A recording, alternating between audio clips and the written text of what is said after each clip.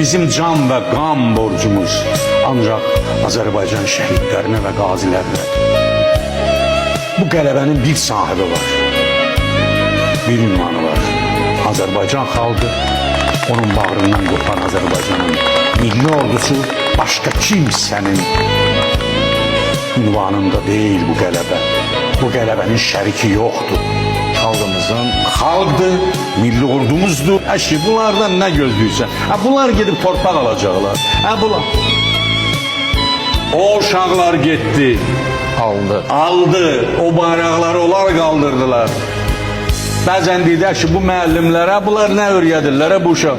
O müəllimlərin tərbiyə verdiyi uşaqlar idilər, getdilər. O vətən üçün şəhid oldular və qazi oldular. Əlini, qolunu, gözünü itirdi. Amma vətən... Unutmak olar mı sizi şehitler? Dünyanı heyrete salan oldunuz. Azad